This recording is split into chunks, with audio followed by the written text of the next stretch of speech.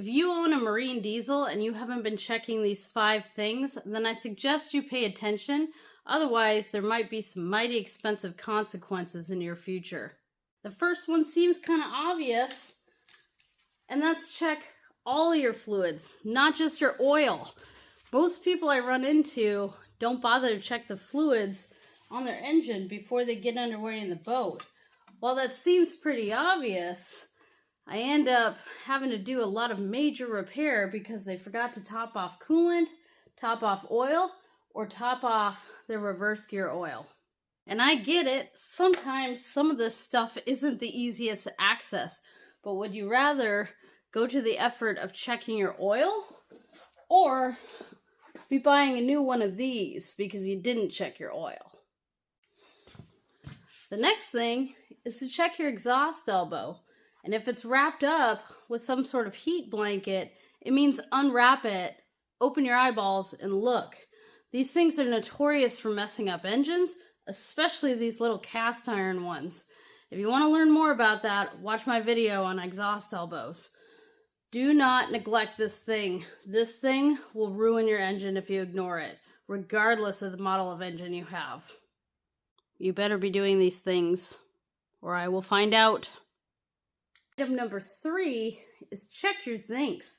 If your engine has zincs, like pencil zincs in your heat exchanger, you want to check them once in a while, because this expensive heat exchanger is a lot more than that little pencil zincs. That also goes for checking your main prop zincs too, because I guarantee the cost of this is a lot more than hiring a diver once in a while to change your zincs. Now you guys are pretty decent at your general engine servicing, like changing your oil and filters and such. However, this brings me to number 4, which is checking the larger maintenance items. Things like heat exchanger, a turbo if you have one. These things are also on your normal maintenance schedule, and you gotta look at your manual or ask somebody who knows what it takes to service them and what kind of intervals they might have. Things like your injectors shouldn't be so bad that they're dribbling by the time you finally pull them out and service them. They need to be checked once in a while so you don't have major damage inside your cylinder. I know if you'll be checking these. Don't think you can get it by me. Number 5, check your damn hoses, clamps, and the connections to the bottom of your hull. I can't tell you how many refits I've had to do because a hose dry rotted and split. This is a super common issue. I can usually tell if you have original hoses on your engine, and at some point, even though it may not be dripping, when it hits a certain age, it's just going to give up the ghost and you're going to find yourself in a bad situation. So if you're going to drain the coolant to service things like your heat exchanger, and it's been, 10 years or so, it's time to replace your hoses, regardless of how they look on the outside. Do it. Alright, you guys made it through 5 of those. I got one bonus one for you. Stop using this stuff. This stuff is bad news for a diesel, especially if you care about the diesel.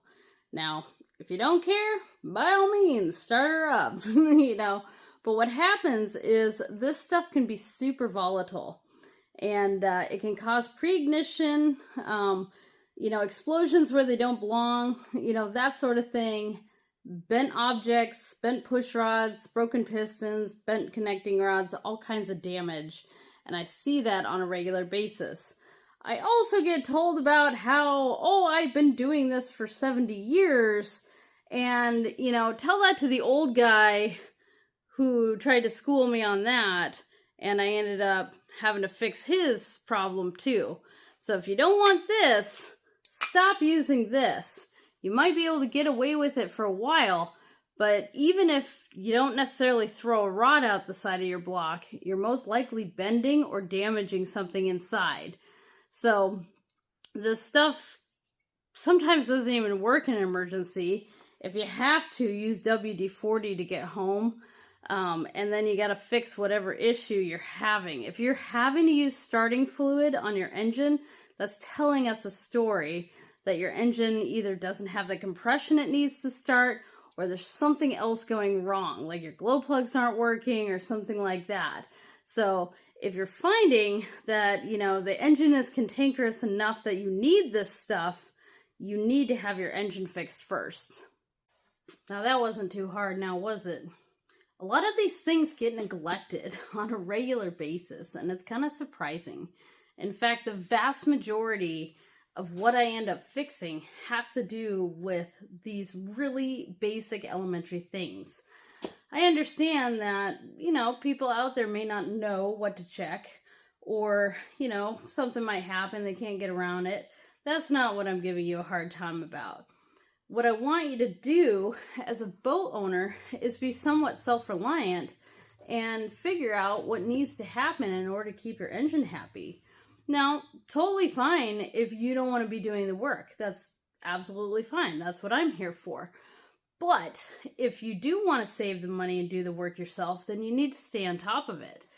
If I find that I've fallen behind on some of my maintenance because of work or whatever, well, guess what? I don't get to use the boat until that maintenance gets done, because I know personally I can't afford a brand new engine, and safety-wise, I don't want to be stranded somewhere because I neglected something and it turned into a much more serious something.